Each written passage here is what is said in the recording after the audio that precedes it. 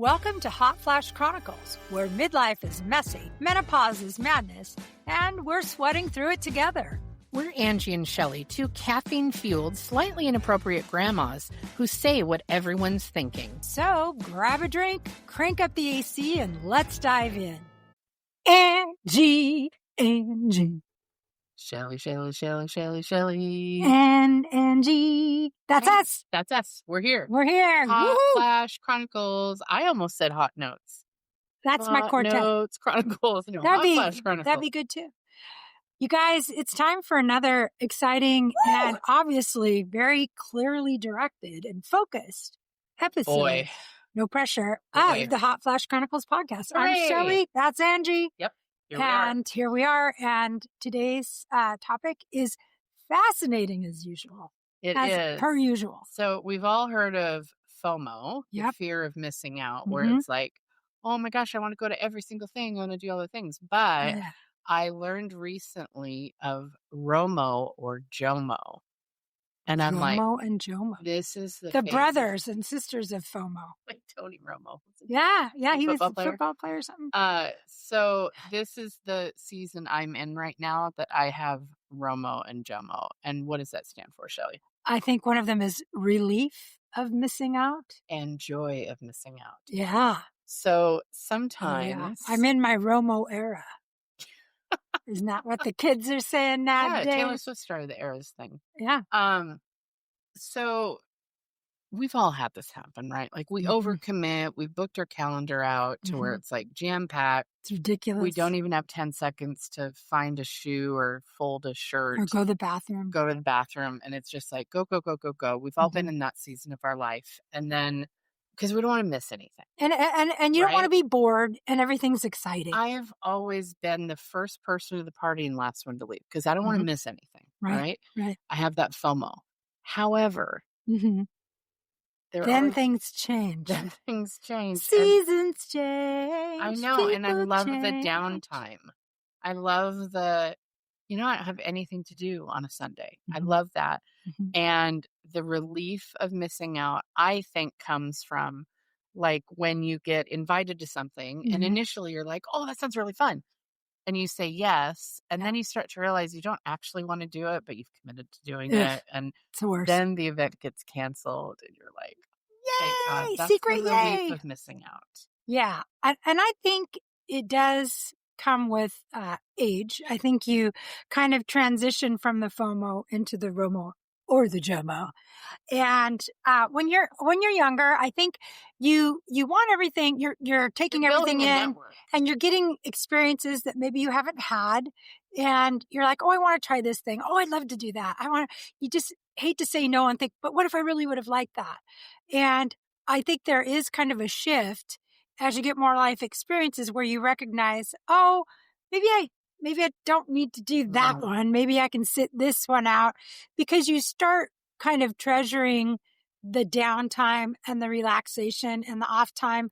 And you're okay with being a little, in quotes here, bored, or just things being at a little bit of a slower pace. You realize, oh, this is where I recharge Yep. Well, and if you're get the energy to do the things I really want to do. yeah, and if your calendar is chock full, Mhm. then you don't have time to do the things like empty the dishwasher or run the laundry or take the dogs on a walk or any of those kind of things that are those day-to-day activities when you're just, and I have had schedules throughout my lifetime that there was not even 10 minutes in between stuff because Yeah. I was in that FOMO era. And it's like I have to say yes to everything because I feel like it made It me did? feel It felt you? Wow.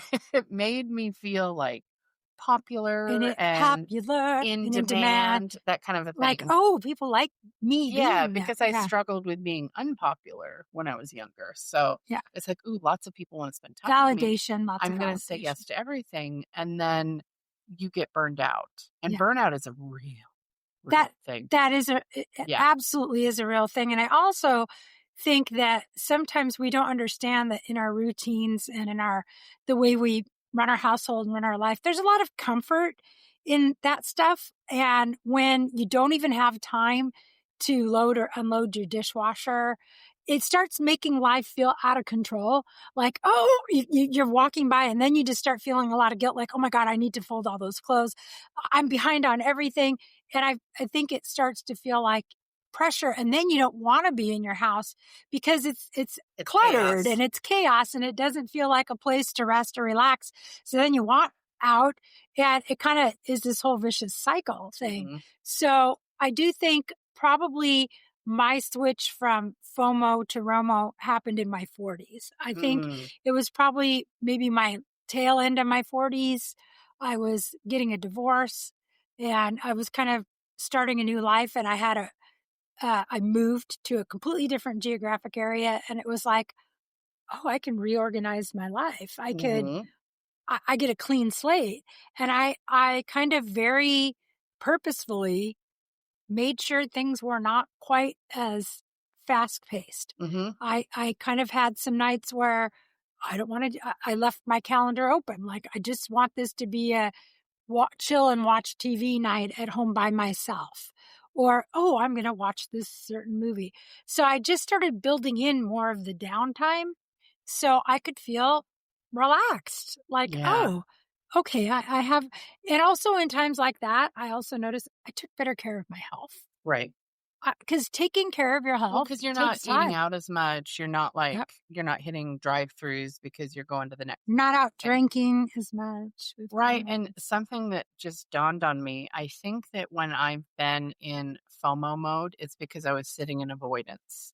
So I was avoiding something. Hmm. Um, my times that I've been just like pulled in every direction, like I was singing in multiple groups, like in a chorus and a quartet, and I was doing martial arts, and I had kids that I was taking to all of their stuff. So it was like every night of the week was packed with Hmm. stuff to do.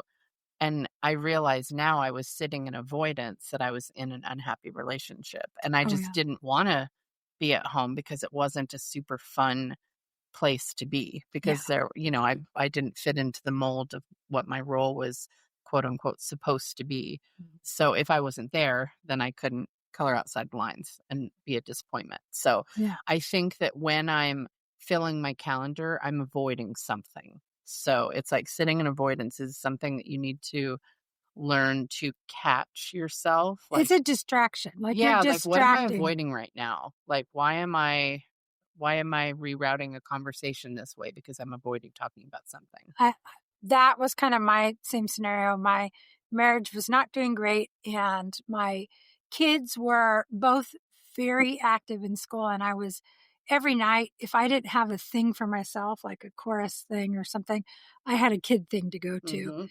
And also it was very expensive because we lived kind of out in the country. So the kids stuff, when we'd be out and Wasn't it like about waiting. Rochester? Yeah, Yeah, we yeah, lived yeah. out in Tenino, yeah, in that area. And so we had to eat dinner out almost every night. So it was a lot of money. It costs a lot of money to constantly be eating out. Also, I gained a lot of weight because I was constantly eating out, drinking 3 really fattening coffees a day to have the energy to get through. So I wasn't taking very good care of myself. Right. And then you'd get home late, be back up early the next day, more coffee to start Mhm. the day. It was, I ran like that for years. That Yep. was like 3 or 4 years straight. And I remember just even getting to sleep in one day on the weekend was like a huge treat. Yeah. Just even finding time for that. But when I look back on that now, I'm just exhausted. Like, how did I do that? Well, not well. I Yeah. didn't do it well. It's not sustainable. I wasn't taking good care of myself. I ended up having a lot of anxiety. That's when I got diagnosed with anxiety and depression. And it was just literally going to work and then keeping every minute filled with something. So my mind didn't even have a chance to run over To the realize, things that were really right, important, things the I was the low-hanging avoiding, fruit problems that you avoiding were, yeah. making decisions, avoiding making decisions that I knew were probably hard decisions to make, Mhm. like, am I going to stay married or not? Sometimes you avoid things like that. You put them off. Eventually they still happen, but in that putting it off period, a lot of stuff can go haywire. For sure. And it And disguises itself as FOMO, you know? right, and it can be like, "Oh, I like I have such a full and rich life. Like, this is so great. Like, I'm I'm so always, busy and everybody wants to hang out with yeah, me. exactly. Things must be fine because people like to be around me. Mm, Yeah. Do yeah. they? Do they? So, two things that I have learned in the last decade are no is a complete sentence. Mhm. Um, and when you say yes to one thing, you're saying no to something else. Absolutely. That's something you and I have talked about, like, Mhm. off the record a It's good lot. to repeat a lot. We talked about it here on the Yeah, podcast but too. we talk about this It's a lot. important. Like, it's okay to not overcommit, because if you say yes to everything, you're setting yourself off for opportunities that might be better for you. And sometimes that opportunity is just you hanging out all by yourself, um, for a day at home, One like of the puttering around, one of right? the best probably years, one of the most transformative years of my life was the year after I got my divorce. I think it was 47 or 40. Actually, I was separated. It wasn't legally, but I moved to Portland, Oregon, so it was far away. Mhm. And it was the first time in my adult life that I'd ever actually lived 100% on my own. Because from the time I was 20 on, I had a kid. Mhm. So even if I wasn't with a guy, because I was a single mom, I still had another person with me that I was responsible for, that I shared my time with, Mhm. which was wonderful. Like, I'm so happy that I had my kids during Sure. those times. But as an adult, I had never lived on my own. I'd I never, have never lived on my own. uh, I've never lived completely by myself in a dwelling. and Yeah. it was a lot of me time that I'd never, ever, ever had.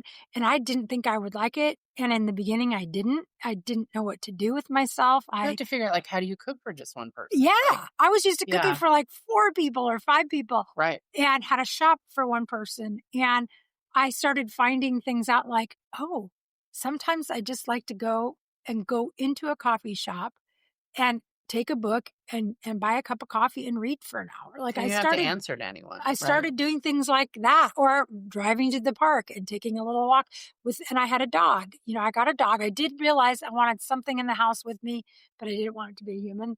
So that's when Chi Chi, my little rescue dog, came on the J-Dog. scene. J Dog, he came on the scene. So it's like, but that year of making the change from going balls to the wall, being busy and having a full calendar, to recognizing, oh, because I didn't know anybody where I moved. I didn't have friends I could just go hang out with at a moment's notice. I moved somewhere where I didn't know people. Mm, And I really got in touch with what it was like to be an adult and live on my own. And I found that really changed me and I really, really liked it. And it really helped me get over the FOMO. And mm. I started probably moving more into the Rolo or Romo, not Rolo. Rolo's Rolo. is a candy. Roll the Rolo to your friend. Yeah. Yeah. So I started the ROMO phase where I started really appreciating self-care, the power of saying no and having a little more control in what my calendar and what my activities was going to look like. And it's my life has changed since then in Well, a good and way. I think it's interesting that both of us now, so when we met, we were both I was just going through my divorce with Mike, I think. Like, Mhm. I don't you didn't know him, right? No, I think we were no, I didn't know him. You were separated. I You was were I was like in the process of divorcing Yeah, and I him. think I was with Taylor. I was at the tail end or something, maybe. Yeah, I remember you guys still being married. Yeah, So I feel might have like you been guys right. split after Mike and I did. Mhm. So we both went from the FOMO stage to the ROMO together. And within that phase, um, we both were able to find ourselves. We had a lot more freedoms. We were able to say yes to things that we wanted to that we couldn't before, things like that. And then we now both have spouses that are very understanding that we need to be like free birds. We Mhm. need to, like, I don't know if I'm employable anymore because of Mhm. running my business. Like, my my schedule is something I set. Mhm. So I do 1 or 2 photo shoots a week. Aside from this week, I had 4. But Mhm. um I don't work a ton of hours, but I still make the money that I was making before. Mhm. Uh we're both in jobs where we can kind of somewhat set our Flexibles. hours. Yeah. We still have to work. I'm on a billable hour, so I can work 9 to 5, or I can work on the weekends or Right. whenever. Or you can work 6 to 10, or you Yeah. can work like It's not traditional hours. right. Yeah. Neither of us doesn't have to work, but both of us have, like, if we decided we wanted to, like the trip to Napa, we can Mhm. just figure out how to do that. And Mhm. we both have uh, husbands that are very understanding that we are those free spirit, free Mhm. birds that need to Mhm. just go. And do Yeah, our it just sometimes we need to recharge, and, it's nice having, support from people who respect that, who understand it, and aren't like our husbands aren't jealous no, people. They're not or controlling. or controlling. They're more like, okay, as long as it's like something workable and it isn't like Phil is really good about it. We have to talk about it. We have to make sure there's no conflicts. And if there's not, it's always a yes. You Yeah, know? I remember when I was going to go to Cape Town, South Africa with Felix and Pratik and Bella. I told Jeff, because I'd been invited by Felix, and he's a photographer, by the way. So it was like a photography retreat. It wasn't like a workshop. There wasn't Mhm. photographing. It was more just like, let's let our souls reset. And Creativity. I told Jeff, I said, "Oh, I really want to go to this, and it's kind of expensive, but I really want to go." And he was like, "Okay, so what are our rules? Do you want to do the thing?" And I said, "I do." And he said, "Can you do the thing?" I said, "I can." And he said, "Then you should do the thing. Hmm. If you want to and you can, then you should do it." So he wasn't like, "Well, how much does it cost? Yeah. And what days are you going to be gone? Because I don't know if I can handle the dogs on my own." Like, Hmm. he didn't go into like micromanaging. He was like, we have separate finances too. So we keep Hmm. our finances mostly separate. And he was like, "Yeah, I think if you want to go to South Africa with these people, then you should do it if you're able to." Yeah. And that is not something I've ever had in any relationship where somebody was like, "Yeah, go have fun, enjoy yourself." And there's a lot of freedom in that, because that was something I would have FOMO'd Yeah. Oh, yeah.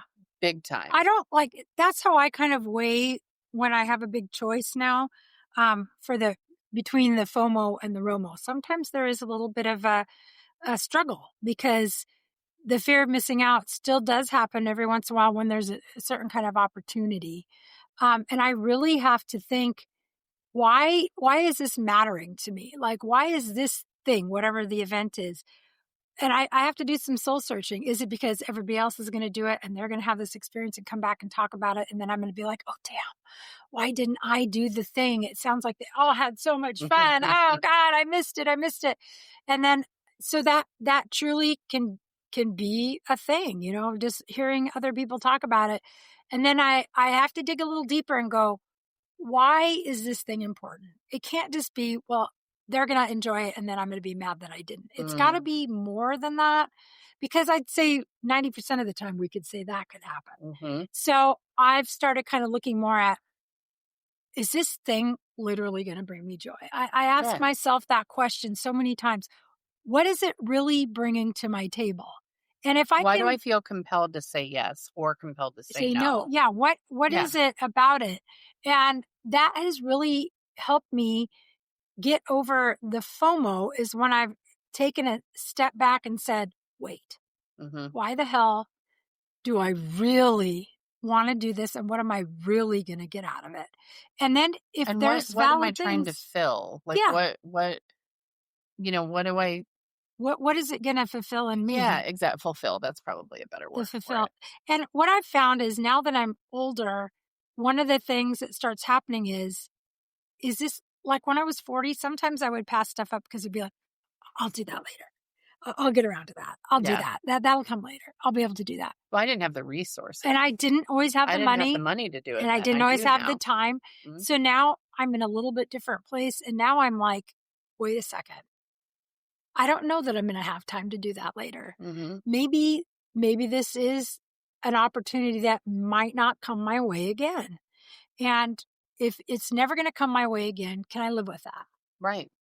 Or am I going to always regret that I didn't do this thing? Like, I'm so glad that we went to Napa. Yeah. I'm so glad we did a hot air balloon ride, because we don't Oh my know god, I had a that. dream about that last night. Oh, did you? I had a dream that we booked one when we were in Italy, because we're going to Italy. this next spring. I had a dream that we booked a hot air balloon ride, but we weren't staying together. Mhm. And you forgot about it and So overslept, sad. and I was texting you, but they were single person hot air balloons. Oh, So dear. it was like sitting on a little, Oh, no. I don't know if I'd wanna do like a anything. swing almost on a hot air balloon. Mhm. And it kept like landing in people's yards, and I kept like, can somebody text Shelly? Mhm. Has she shown up yet? And like the thing was supposed to be over at 8:15 and you woke up at 8 like, "Oh my gosh, I forgot that was today. I Oh, hope dear you had God. fun." And I was so sad that you'd missed it. You Isn't that know I what? forgot I I had that just dream until hope just now. that in your dream, we got in and out of the basket more gracefully It than we wasn't a did in real life. basket. There's a lot to Oh, be just said there. so okay, so I think, I'm grateful that we did that, but yeah. when you said that, I don't normally remember my dreams, but it just Well, brought I'm it all gonna back. since we're on our podcast, I'm gonna talk a little bit about a dream I had last night because I sometimes I don't remember them, and then I'll go through phases I when I very do. rarely remember. You have to wake up in the right sleep cycle to be able to. You dream every night, you just can't always recall them. So this is interesting since we're talking about FOMO and ROMO. In my dream last night, there was a certain group of people in the world who were given this special ability that they could see and know everything that was going to happen. Oh, Like I everything. feel like there's been a TV show. There probably has. And we just watched a show called The Lazarus Effect where I think that's what was playing around in my Mhm. background was they had to keep reliving a year of their life over and over and resetting a clock. So in my dream, I was one of these people who was allowed to know you knew everything. You knew what was coming and what the outcomes were for everything, but you had to be there to facilitate it and make sure Hmm. that it happened the way that it was supposed to.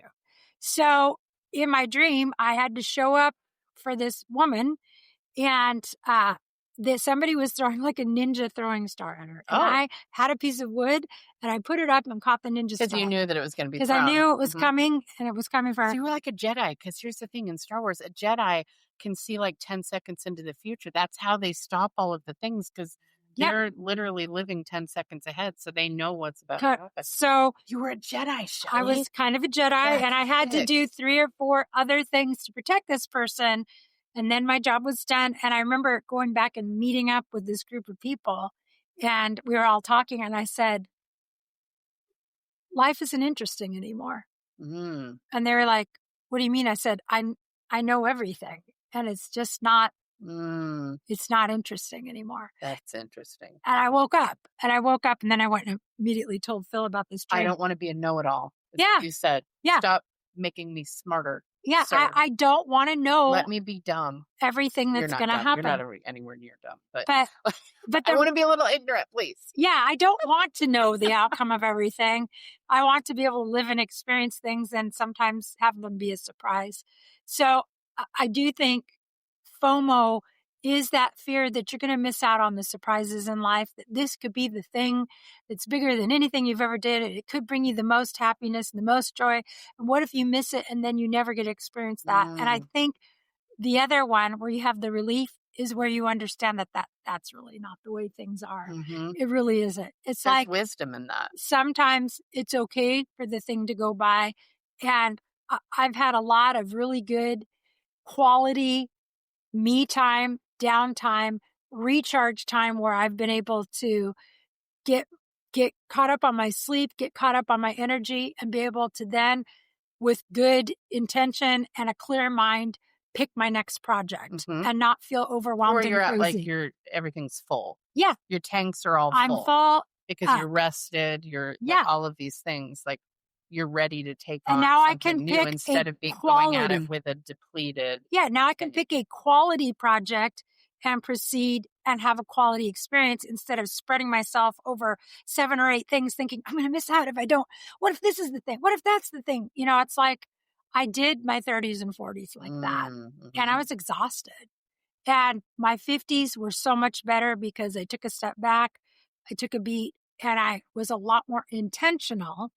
I was living a much more intentional life. Like, this is the actual experience I want to have, and here's what I need to do to have that experience. The path is clearer too. You can when you're curate not the all experience. you're not all muddled up with all of these extracurricular stuff that doesn't actually make any difference in the end result of your life. Yeah. So It's true. It's like finding meaning like being more proactive in how you want your life to go and the experiences you want to have. Like, I know, and I know you know, something we both really like and value, high value for us is travel. I Travel love is my highest value. I love getting to go somewhere else and see a different part of the world where people have a different culture, have different food, have different, things that they do. And to get to see that and experience what it's like some other place in this world Mm. is my high value thing that I appreciate above everything. It's funny. My mom and I were watching. It's like a YouTube show. Is that what it's called? It's like a Yeah, something that's produced on series. YouTube. A series called "My Greek Table." I think is what it's called. It's a lady that was born in New York, but she's Greek, and she Mhm, moved to Greece and met her husband, has kids and stuff, and she's like a food and lifestyle mhm, blogger mhm. and content creator. And she's going through different parts of Greece, and she's showing like these recipes that are thousands of years old, and here's where this came from, and watching how olive oil is made. And I'm watching this, and I'm just watching how her life is unfolding. And I looked at my mom and I said, "Remind me why I've never lived in Europe." Yeah.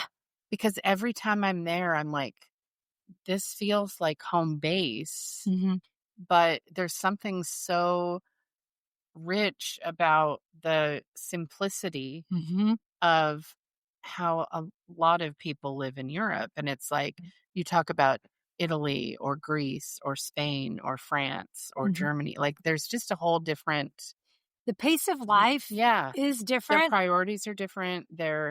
Um, I mean, what did my mom figure out that in a household of two, they average using 3 liters of olive oil a month?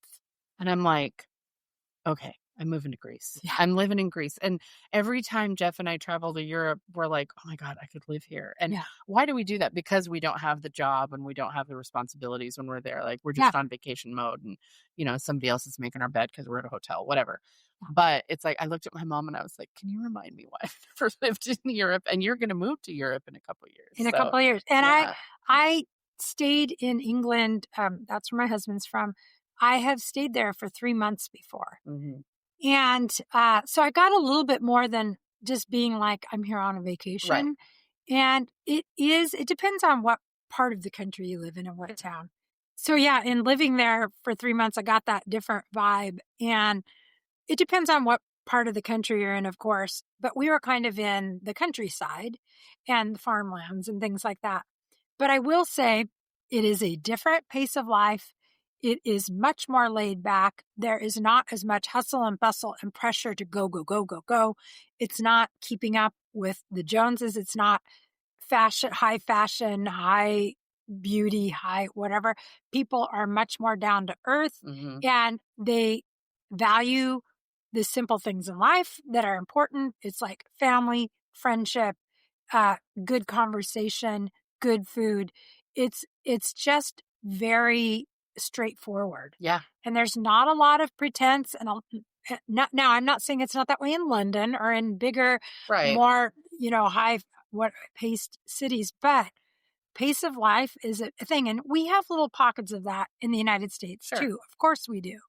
But I've never lived somewhere like that where it No. is like a little bit slower, a little more you appreciate your downtime and you exist in just a more comfortable and calm kind of space.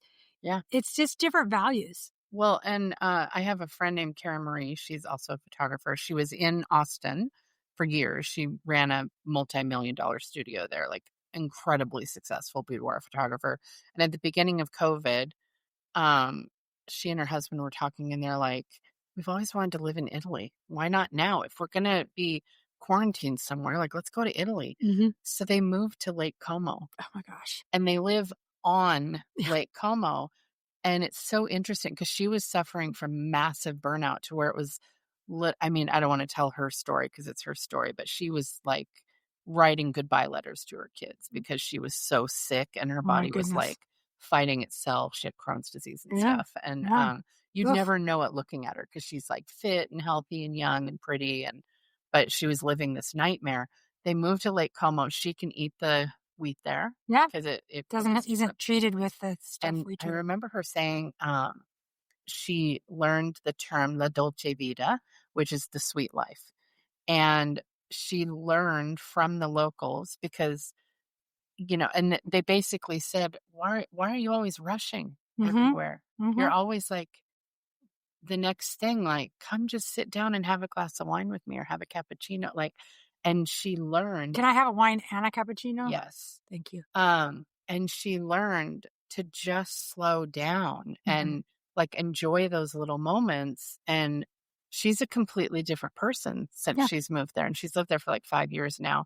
And she still flies back to Austin and she'll do like a few trips a year and she packs in photo shoots there and she has somebody running her studio. But Mhm. um the mind shift, and she was like, it really is that sweet life that we miss a lot of the time when we live in the high paced Mhm.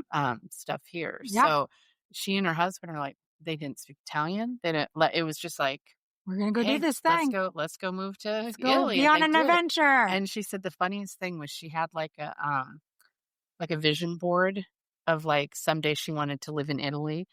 And I got goosies. She realized after they had lived there for like a year and a half or 2 years, she was looking at the vision board and the photo that she had of Italy was of Lake Oh Como my gosh. and her house was in it. No. How unreal is that? She manifested that actual home. Like That's cool. the photo that she put up and she didn't make the connection like, I'm going to buy this house. She didn't realize until years after she lived there that she had She bought had the done it. house that was on the vision board. That's Like, crazy. you can manifest some shit, people. We should Yeah. do a whole episode on manifestation. Well, I think, and that might have been in the back of her mind too, Yeah, of course it just is. that, and you don't even know, but I do think this whole idea of fear, the FOMO, the fear of missing out, and then the relief of Yeah. missing out. Again, what are we talking about? We're talking about balance. Again, you want to have things that excite you, that are goals, that are things like, you don't want to be like my dream last night where you're like, I know everything. Yeah. I know how everything's going to go. You don't want to be sitting in that place. And you don't want to be in the place of fear where you're so afraid of what could be happening. My husband tends to he puts his manifestation and all of his energy into when new things are coming his way. He tries to think of everything that could go wrong. And then that's what's going to happen. And he Because what focuses you focus a on lot. expands with the emotions. Yeah, he gets really caught up in the 700 scenarios of how things could go wrong. And he doesn't spend a lot of time dwelling in what if it goes right.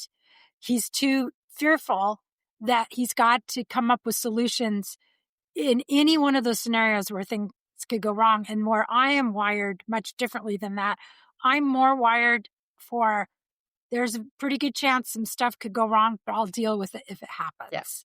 I tend to take on new adventures as what wonderful thing could be coming my way. Yeah. And then if it's not wonderful and things Then start we'll deal with presenting that.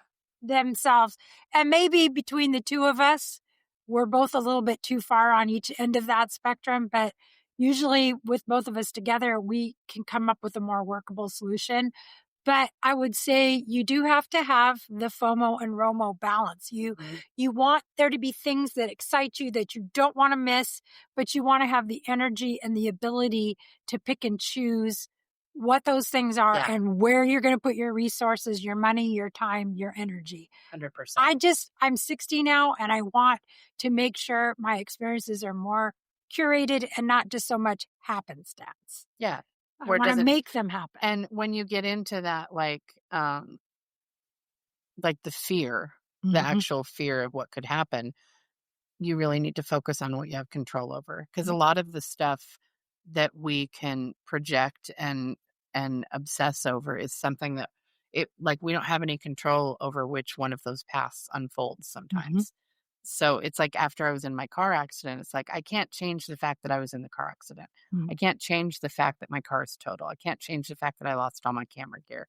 Can't change the fact that I lost my jobs. Here's what I can control. How am I going to spend my time during recovery?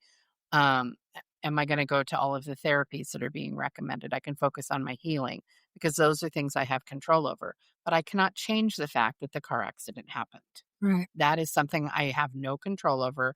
It has happened. Acknowledge and move on. Let's make the best of it. Don't dwell in that. Yeah, exactly. So if we think of all the what ifs and we worry about bad what ifs, that can be really dangerous because you're going to manifest those. The things that have happened, I know a lot of people get caught up in regret and shoulda, woulda, coulda. And if I hadn't just done this thing, and we do not have a time machine, we can never travel back and change the thing.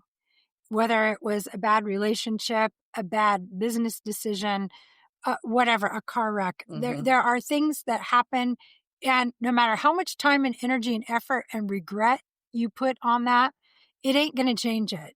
And some people get very caught up in regret and they can't move forward and they can't make new decisions. Stuck. They get super stuck. And the ROMO FOMO thing, that happens a lot with people who get stuck.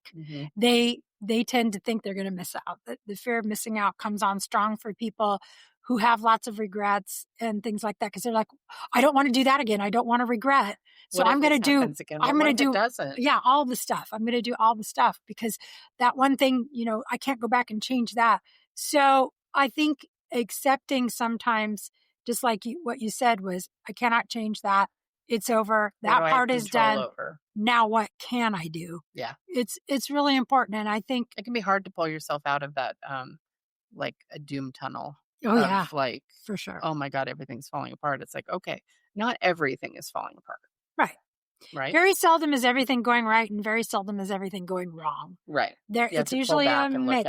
Yeah. You have to look at things with clarity and you get that when you give yourself a little downtime, when you give yourself a little recharge, when you kind of have a moment to take a breath and feel that balance in your life, that's when you get clarity. Yeah. And best decisions are made from that place. Man, I couldn't agree more. Yeah. What a good way to wrap up this topic.